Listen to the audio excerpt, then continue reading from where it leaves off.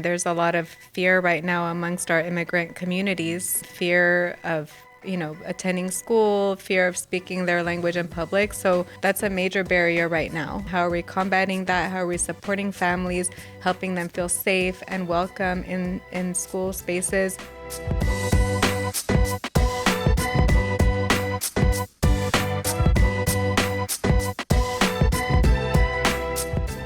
There's a kid somewhere in the South Bay or anywhere in California right now who speaks two languages at the dinner table and perhaps gets treated like that's a problem to be fixed. It needs to be fixed at school instead of the gift that it actually is. That kid could grow up to teach the next set of children in their own community. And right now in California, the path from that kid to the front of a classroom barely exists. It's a challenge. I'm David Alvarez, and I represent the 80th Assembly District here in South San Diego County. This is Dreaming Big, Working Hard.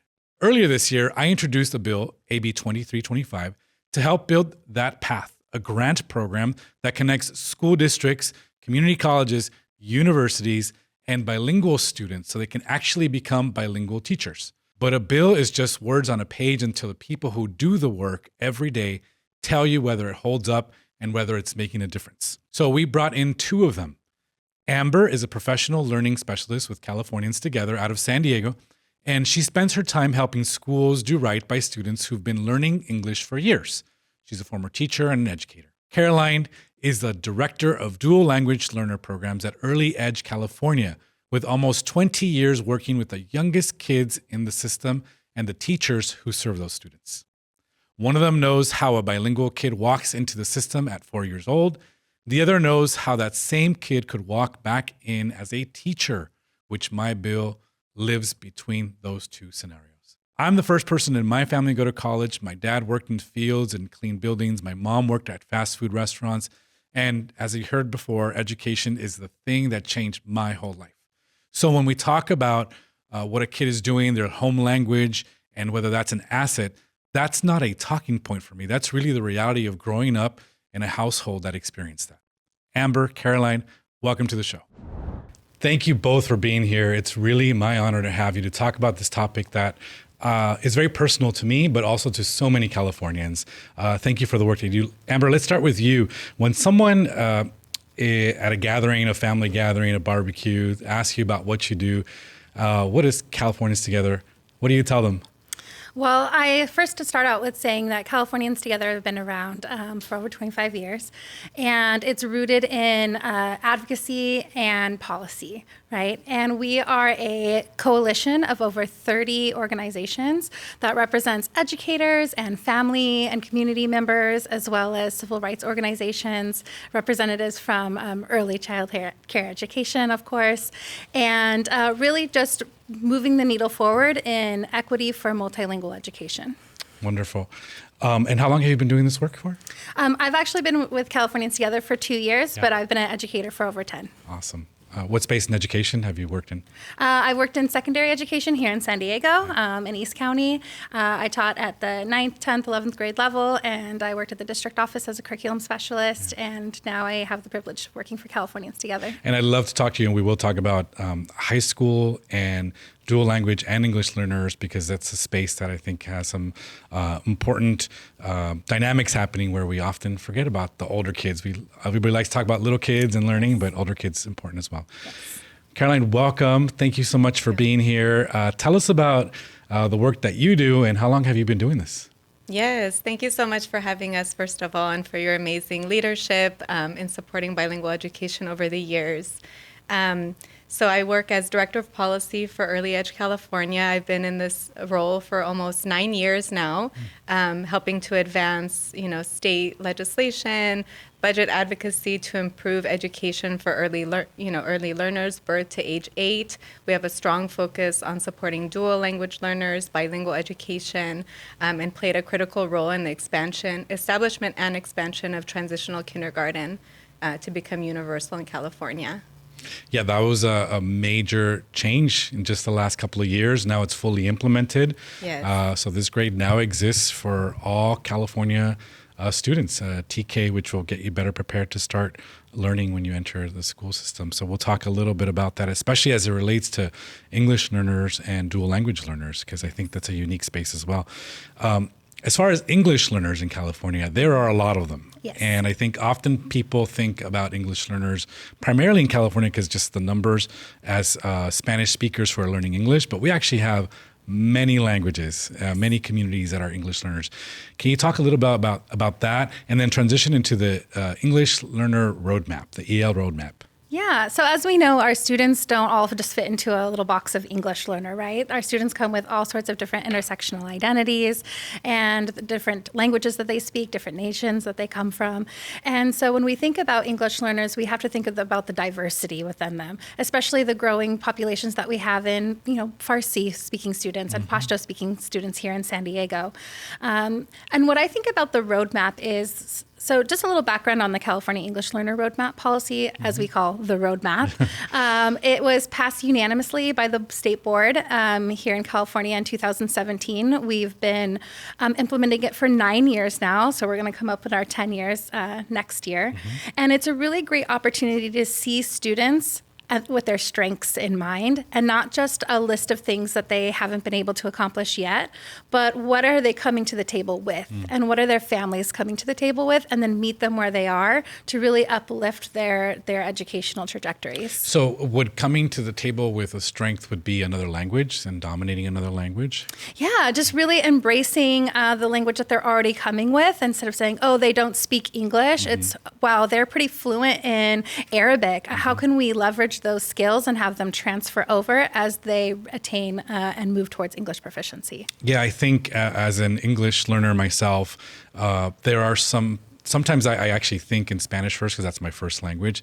And I think there are some transferable skills, but you got to learn how to transfer those skills. That's something, I never was taught that, but like now I realize that as I'm thinking about having a conversation with somebody, if I'm thinking in Spanish, I have to quickly, in terms of milliseconds or less, translate that into the English language. But those are transferable skills that I think we often don't realize that a set of skill set in a language is transferable, right? Right. And I think that's where the roadmap really moves that conversation forward, whereas before we were really living in that legacy of Prop 227 and English-only initiatives, whereas now we're talking about translanguaging and dual language education and really taking that home language, that first language, and not only just maintaining it, but elevating it and working on it more and more as they gain more English proficiency. I want to talk to you more about Proposition 227 because I've often, especially this last year as I've done a lot of work in this bilingual space, I often remember I was leaving high school when the proposition initiative passed, and then there was like 20 years of this world we lived in California where bilingual education, while I guess technically not illegal, it was definitely very challenging and difficult to implement. And I think it's taken because it was around for such a long time, it's taken some time for us, I call it, to really recover from that episode. And I do want to talk about that with you because of the work that California Together does around that space. That translates a lot, Carolyne, to an English learner usually means that they have another language that they dominate. And I know you do work around the dual language space. Can you talk to me about the research and the work that is happening in recognition of someone who speaks a language other than English and that is learning English, and what that means for the student's potential? Yes, of course. And building off of Prop 227, as you mentioned, we're really seeing the dire impacts of those nearly 20 years of English-only instruction, impacts on family beliefs, thinking that English, in order to learn English, I need to speak to my child in English, even if the family does not speak English, children losing their home language, and so many problems associated with that. So we're really even trying to shift the tides to really focus on the assets that children bring. And speaking of the research, since then, so much research has come out on the benefits of bilingualism. So many benefits, even recently, saw delay in the aging of the brain, delay in the onset of Alzheimer's, not to mention all of the academic benefits, sociocultural benefits, ties to family and culture, and then, economic benefits in the workplace, earning higher wages if you speak another language. And really those benefits are even more impactful in the early years, because the first 5 years of life are when 90% of brain development happens for children, and especially in those first 3 years. And so there's, rapid brain development, a really prime time for learning both languages, for developing bilingualism. So we really need to take advantage of that and start those dual language programs as early as possible. Yeah, I reflect on my personal story as an English learner, not by choice because my parents only spoke Spanish, but then by choice as a parent, speaking to both of our children in Spanish only in the household. And then they transitioned once they entered TK, because in San Diego, we actually implemented transitional kindergarten a little earlier than statewide. And so both of my children had a chance to do that. And, going in as English learners into the school system and learning English at the very young age, talking about the significance, you talked about 90% of the development of a brain happens, so much development of the brain happens before the age of 5. That doesn't mean that it can't be acquired later, but such an important age. Why does that age matter so much, especially in the context of language? Oh, yes. I mean, just the research has really demonstrated the importance. And then when children acquire that language earlier, then they reap greater benefits. And even when they have that opportunity for bilingual development, then children even outperform their monolingual speaking peers. And so, also mentioning about the assets that we bring, the term dual language learner, I also wanted to share about some important legislation that we passed in partnership with Californians Together, AB 1363, back in 2021. It was established the first in the nation process for identifying dual language learners in state preschool programs. So rather than, identifying children as English learner, as having a deficit, not being proficient in English, it really focuses on the potential to become bilingual, the opportunity they have to develop their home language skills and acquire English, and really focuses on also family engagement, on sharing with families about the benefits of bilingualism, the important role that the home language plays in English language development, because another kind of myth is, as we mentioned, some families thinking, oh, English only if I want them to be successful. But actually, if children have a strong foundation in their home language, it makes it easier to learn English. Yeah. And it's something that they can build upon, as Amber already shared. Well, and as you said, the research, I have read the research, not as recent. I had not heard about the Alzheimer's onset and all that, which makes sense. You keep hearing about studies on Alzheimer's, and the more people engage in activities utilizing the brain in different ways, I think the research continues to say the onset or the delay or of just no onset of things like dementia and Alzheimer's proves it's time and time again. And but what we have heard over the course of time is, you perform better as a student. Yes. You're actually, your earning capacity is more significant, those are economic benefits to our state, which obviously are important. And this matters because Californians Together has done work. I think I remember reading it's about 50% of our student population is an English learner. Is that what it looks like in California? We know that 45% of students at the high school level, for example, have a language spoken at home that's other than English.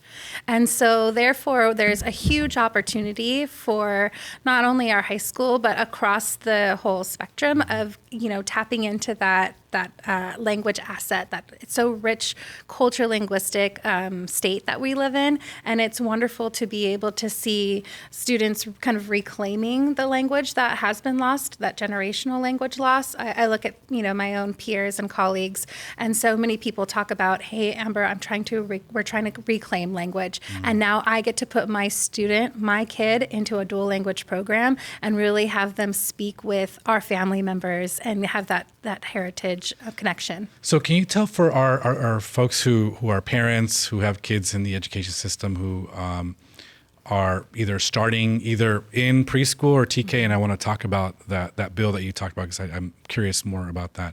But let's say they're entering traditionally in kindergarten or now TK. if you're an English learner, how does someone get identified, or how do we identify opportunities for dual language? Like, how does that happen for a parent in the different school districts? I know it's probably different in different parts of the state, but like, what is it typical for a family? What would they expect to experience as they're coming into the education system? Well, when a student enrolls into our public education system, they enroll in TK, where they're going to be dual language learners, right? And at the kindergarten level, students will be taking the initial LPAC. And in that initial LPAC, it stands for the English Learner Proficiency Assessment of California.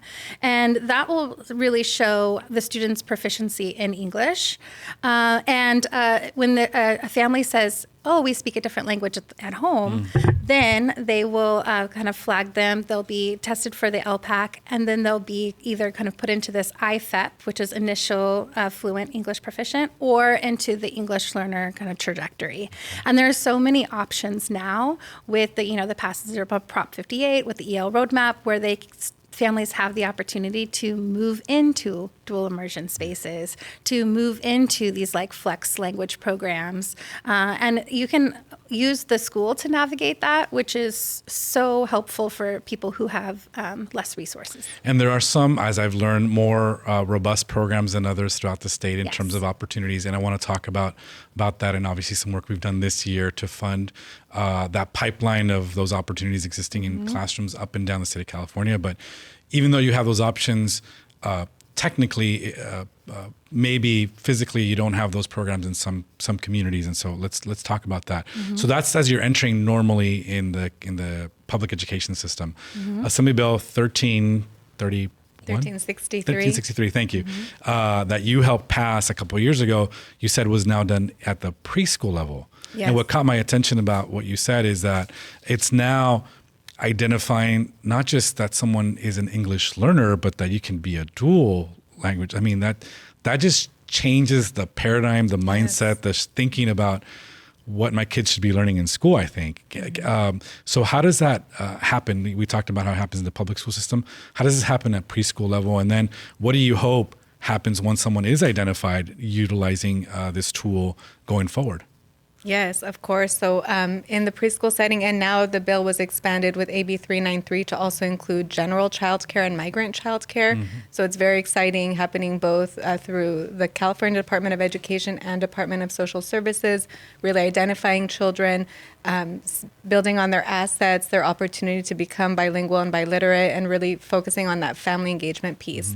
So it's similar to K-12, except there's an additional piece. So if a language other than English is identified by the family, then a second step is conducted, which is a family interview. So the teacher or someone from the site meets with the family to go through the interview, which is really to learn more about the child, learn more about the child's language spoken at home, what are their strengths, what are their interests, really focusing on the opportunity to learn about the child, build that relationship with the family, show the family that we want to bring your home language into the classroom. We value your home language and your culture.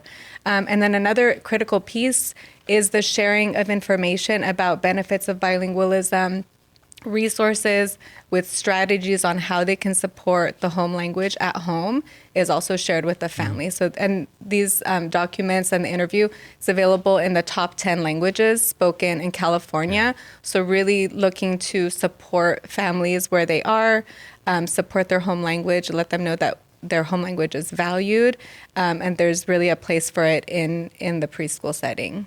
So, okay, we've talked about why it matters to reach this level of proficiency in English and in another language, if you're able to. How you get assessed and identified as someone who has this potential. I want to talk about how we implement that now, because I think that's the next phase. And you, Californians Together, and Early Edge California have really been leading statewide on ensuring that there's policy and laws in place, essentially, and programs in place to do those two things. But now we've got to make sure that we have the capacity to actually deliver the supports that are needed for students to achieve this. So we'll get into that. But let me take a little bit of a a step back and ask you more personally, like, why does this matter to you? Why does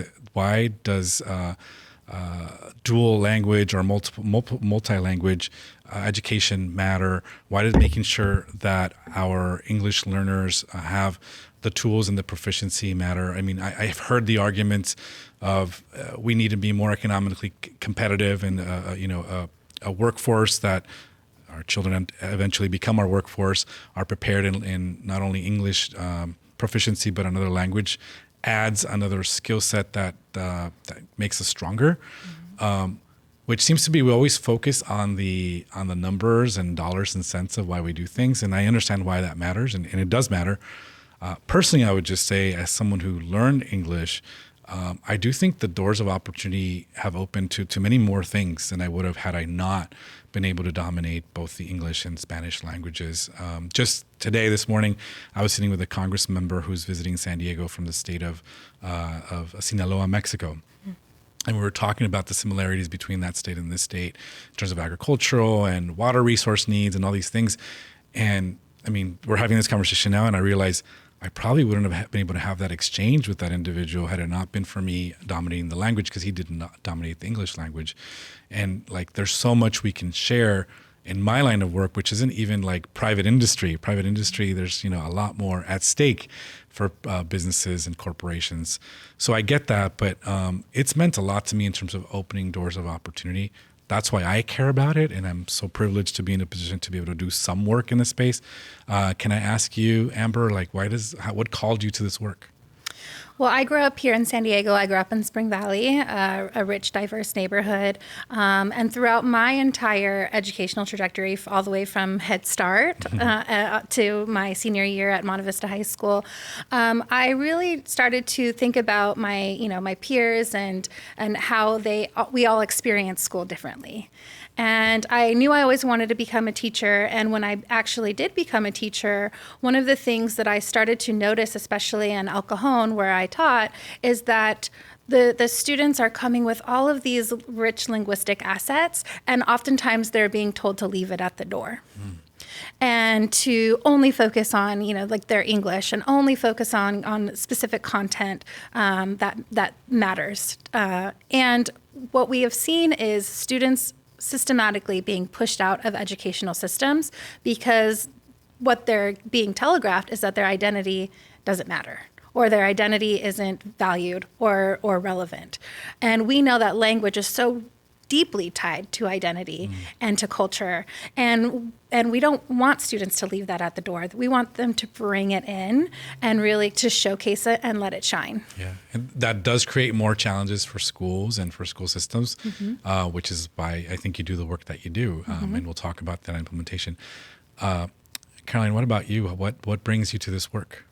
Yeah, so for me, it's also very personal. My mother is Brazilian, my father is French. I learned French and Portuguese at home and learned English in California public schools. So I didn't speak English until I went to public school. And I saw, the importance of the home language. At that time, there was no research out there about the benefits of bilingualism, but my mom really worked hard to make sure that we spoke our home language. And thanks to her, I was able to communicate with my grandma and my cousins, and really experience that cultural, diversity and strength that my family brought here to this country. And it's been just my life's passion and work, language learning, bilingualism. I've been working in this field for over 20 years now, supporting mostly at the early childhood level, both in practice and then now through policy with my work at Early Edge. Well, again, thank you for what you both do Yes. and for making it so personal. And Amber, you brought up something I often get asked about, my experience and being low income and first generation, and a lot comes with that, English learner, a lot, obviously with that. But you said something that I think maybe I haven't reflected on enough. That's language is also identity. And I think we often think about we think about the school model as in some sort of industrial complex way where like, let's just produce people who graduate. Yeah. And that was the way it was for a long time. But you really touched, me with something that you said, which is the individual's culture and their meaning of who they are as people.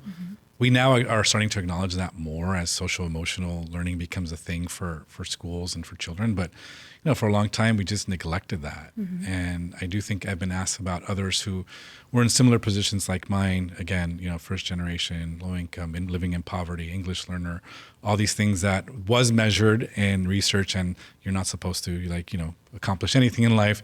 And I get asked so what was the difference? And I do think that for me, being able to identify myself as and fitting in to this world of that was like a beautiful mix of two different cultures of American and Mexican in my case, and embracing that and being able to feel comfortable in that, that does mean something for self-esteem, but also for knowing that you can accomplish something. So I really appreciate you bringing that, because I think we often forget about that perspective from the outside. Of course, if you're an educator and you're doing this every day and you've done research and policy, you get that. But I think for those who aren't living it day to day, we don't recognize that as what that asset really does mean and why building up that asset is significant. So thank you both. So how do we do that? How do we accomplish that, given all the work that you've both done already to try to lay what I think is a tremendous foundation? I try to contribute my little piece this year with Assembly Bill 2325, which we were successful in getting accomplished with the budget, to try and create a pipeline of educators, of young people who at an early stage identify themselves as a dual language individual who wants to potentially go and teach, and go back into the classroom and create these more. I feel like in California, we have so many barriers. We made it easy to do some things, but we're still getting in the way. If someone wants to be a teacher and they want to be a dual language teacher, we have things called Seal of Biliteracy. So let's start with that. What is the Seal of Biliteracy? It was not around when I was a student growing up. It is now, I'm proud to say, and congrats to my daughter Isel. She has reached Seal of Biliteracy in Spanish. Very, very happy for her. Wonderful. But what does that mean now for students? Because people don't know that this exists. Who wants to take that on? I can share. So it's very exciting. California was the first state in the nation to establish the State Seal of Biliteracy.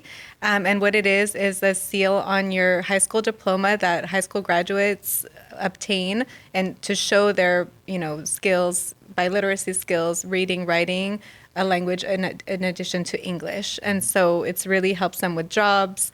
And it's also the foundation of the bill, and using those students who have their are candidates for their State Seal of Biliteracy, because we know that they're already proficient in that target language, and helping them move into the teaching profession. And then the other piece that's very exciting about the State Seal of Biliteracy is that the California Department of Education has also established Pathways to Biliteracy Awards beginning in preschool. So really helping families and children see that they're on the path to eventually receiving their State Seal of Biliteracy in high school. And so as early as preschool, my son got his in kindergarten when he started in a dual immersion program, and then for an additional language that he spoke, Portuguese, and also again in third grade. So really supporting families, helping them see the value and continue on this journey to eventually receive the State Seal of Biliteracy. Yeah. And I'm so glad you talked about Portuguese and another language, because often people think of biliteracy, bilingualism as Spanish, but we have a lot of languages in California. One of you mentioned the top 10 languages, but there's definitely a lot of languages spoken, and those are all assets as well. We cannot forget all of those languages. For the Seal of Biliteracy, I did not know you could do that as early on as elementary school. You can achieve that? Yes. Your student can achieve that? Okay. Good to know. It's an award, a certificate and award that they receive to show that they're going to eventually receive the State Seal of Biliteracy in high school. Oh, so, but you actually officially receive it in high school. Yes. As a graduation recognition. Got it. Showing you're on the path to eventually receiving it. Yeah. So we did this bill as a result of, I've been reading a lot of research over the last couple of years. I've only been in the legislature. This is my second session, so 4 years. And space that I care about, but I'm like, okay, what do we need to do more of? I read this report, and I don't know if, Amber, if you were part of the contributing to this, on Global California 2030, which the idea is to get more Californians to be to have two languages, and But it requires us having teacher preparation programs so we can have teachers that can prepare those students. We have some work to do. And I think 23-25 was certainly based a little bit on recognizing that we still have some work to do in that space. We're not, I think as of the last report I read, we're not on the exact trajectory to hit our goals for 2030. We got work to do, which is why we did this legislation where we got money to help school districts do more of this. Have you participated in those working groups on trying to figure out how do we get these English learners through this pathway of dual language mastery, and what work do we still have to do in California to achieve that?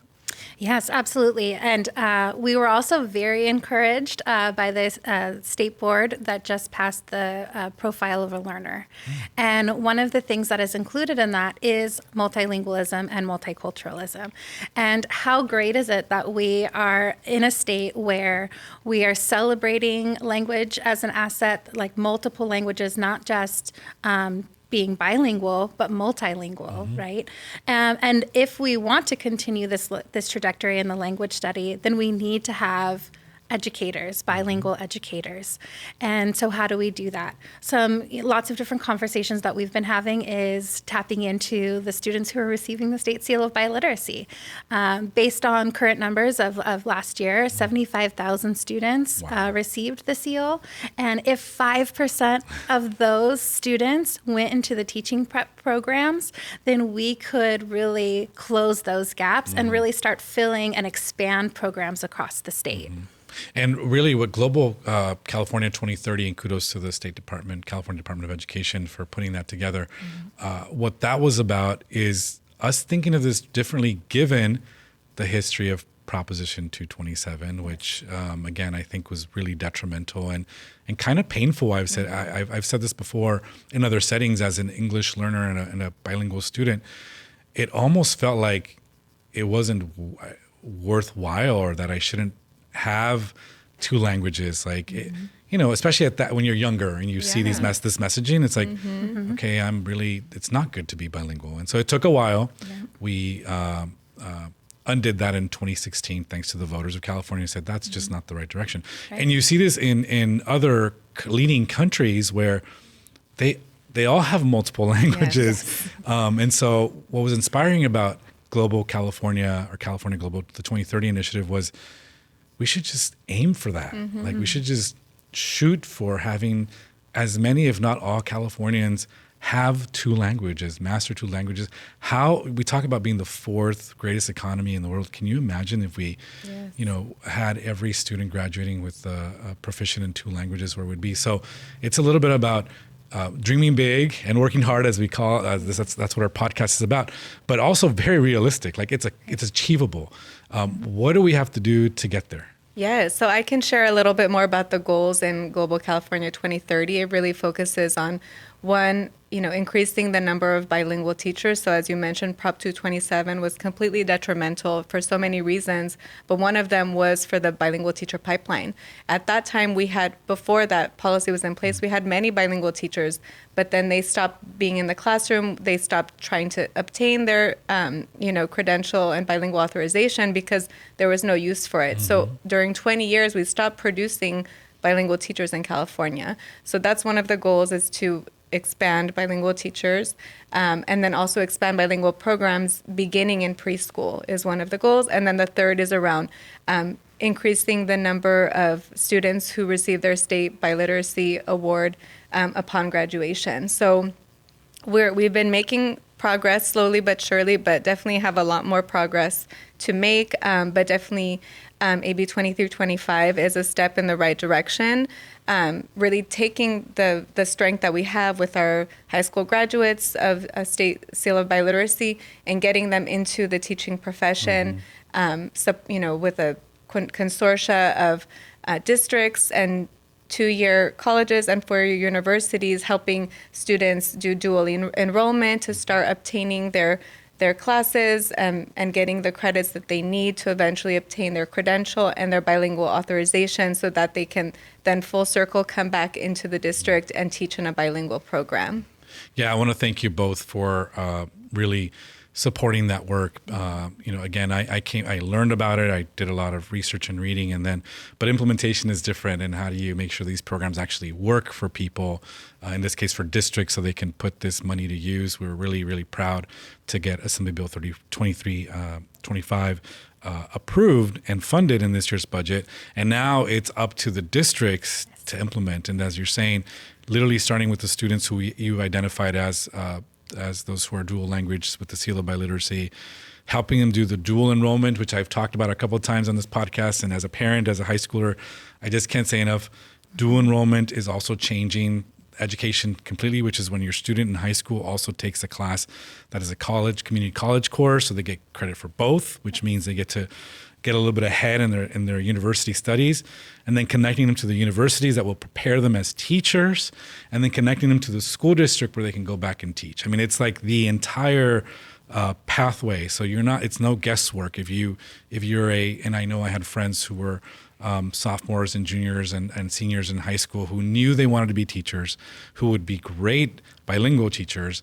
Well, now you can, through these programs that are being implemented, you can connect with one of them and see your future, literally, as an educator, as a teacher in these programs. And so I'm really hopeful, and I want to thank you for the work that you've done to do that. And I'm sure we'll see the results from school districts up and down the state, because we forget we have some rural communities. We think about the big ones like Los Angeles and San Diego and the Bay Area, but we have so many communities that I've come to appreciate now that are in rural parts of California with a lot of dual language students as well, and English learner students. And so how do we reach kids all over California? What do you think is going to be the way that we can make sure these programs reach them? What can we do to do that? Well, I think one of the things with exciting grants like this is the sustainability of the programs. And when we have this initial grant money to plan, to recruit, to build these partnerships with LEAs, with school districts and community colleges and universities, we see kind of this initial investment really launching their programs in places where they didn't have the resources to launch.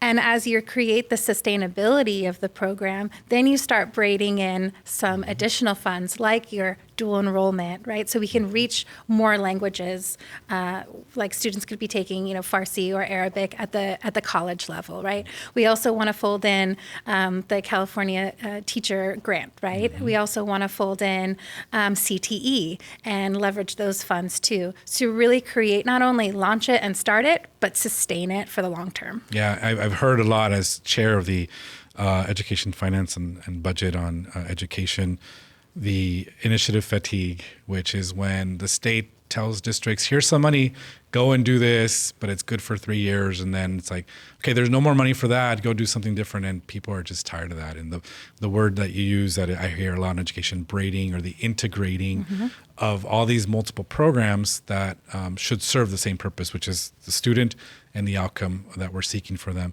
I do want to take a moment to recognize that in the year 2021, there was some money put into the Dual Language Immersion Grant initiative. And the report was just published last month on this to the legislature to talk about, okay, what was done and how can we build off of that? And 2325 in this case, in the budget that was approved, does just that, builds on that, so that it's not just a one-time, okay, we did that, everybody was excited, now we're not doing that anymore, go find money to do something different. No, we can build on that. And so it's good, I think, overall. We're coming to the end, and I want to make sure we get a chance to talk about other work that remains to be done, because we talked about why and how this could work, but you've been doing this work for a few years now, you as well as an educator, now as an advocate. What comes next for dual language for English learners? How do we make sure that the work that you've done and the foundation that's been set continues so that we can not just embrace this, but also so that our students can thrive? Because that's ultimately the way this matters. It only matters if students are thriving and succeeding. Otherwise, why do we do this work? I'm sure you don't wake up just to. This is a passion for you, and so tell me about what comes next for each of you. Amber, we'll start with you. One of the things that I've been studying is joy and belonging in school. And we really want students, when they walk onto a campus, to really feel, I belong here.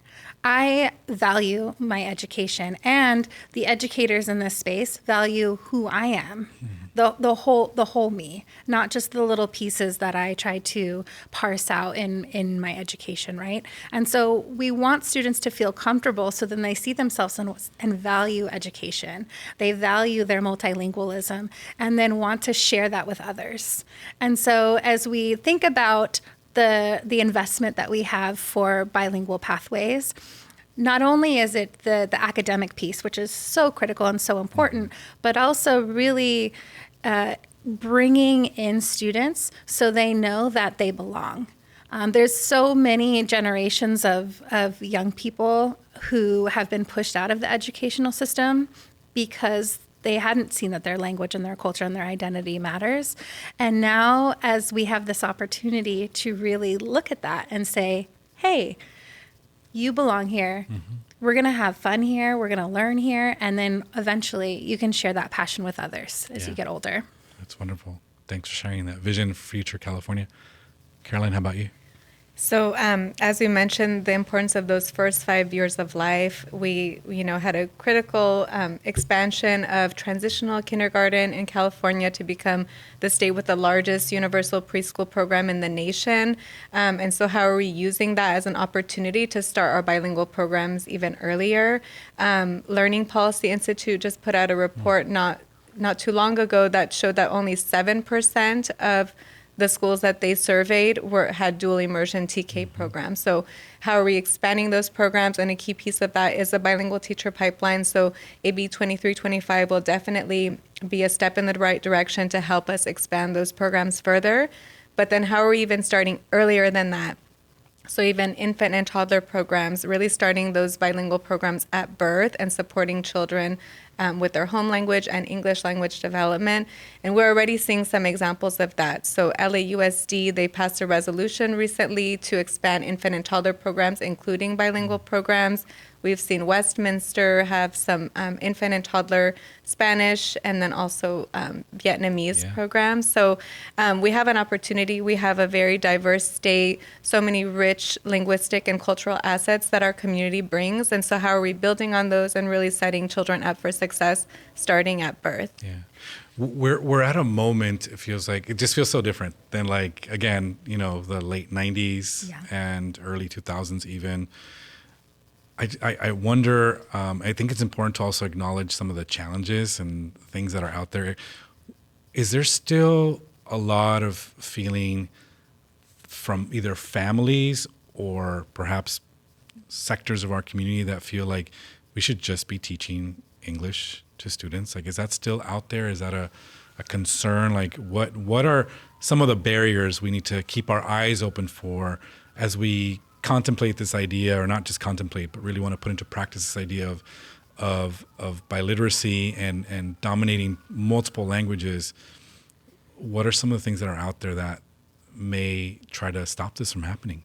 What do you see or what do you hear out in the community? I mean, there's a lot of fear right now amongst our immigrant communities, fear of attending school, fear of speaking their language in public. So that's a major barrier right now. Okay. How are we combating that? How are we supporting families, helping them feel safe and welcome in school spaces, helping them speak their home language, see the benefit of their home language, how it helps their child. So there's definitely a lot of challenges that we're facing right now.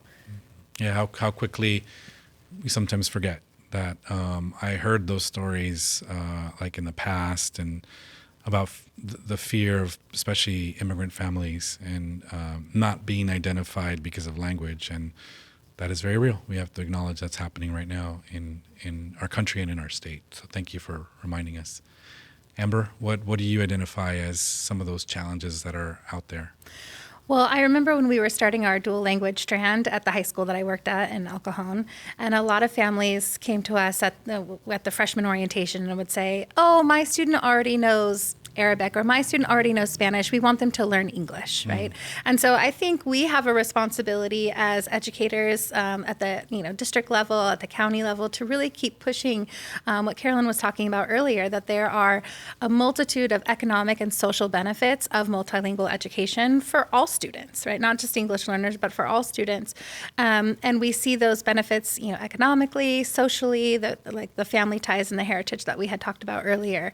And so it's really important to continue that narrative, to continue that messaging, and really inform families as they enroll and give them all of the research and the literature. Yeah. Thank you for both of those points. I think those are important. And thank you for being here and for this conversation. It's always, I find it very fascinating. People who are passionate about all education issues, but then also educations that are so close to home for me. And so I thank you for the work that you're doing, advocating and in the nonprofit sector and raising up these issues, and that you do all the time in Sacramento, by the way. And people don't, hear your names very much because maybe you don't make a lot of noise, but you're making an impact. So I want to thank you both for doing that. I hope that we can continue to be in partnership to accomplish more work. In under a minute, I'll ask you to close and share perhaps what do you hope that people understand about this work, about the kids, about the teachers, or the pipeline issue? What is one thing you want people to remember about this work that you're doing? We'll start with Carolyne. Just that bilingualism begins at birth. We have a tremendous opportunity in the first 5 years of life. How can we take advantage of that? Help districts start those programs, build with the community partners. We have a wealth of programs for infants and toddlers, including family child care. How can we start supporting bilingual programs across all of those different programs and providing those pathways for children so that we can eventually have high school graduates who enter the workforce with bilingual skills and can really reap the benefits. Yeah. Thank you so much. Amber? Well, we are on a journey of multilingualism here in California, right? With the passage of the EL roadmap policy, with the passage of 73.5% of voters passed Proposition 58, which really overturned those restrictive language policies. So we know multilingualism is the future. We know that California is the number 4 economy in the world, and we have to kind of be able to be inventive and understand that multilingualism is the future. And how can we invest in it, right? So we say that it matters with our votes. We say it matters in our policy and our legislation.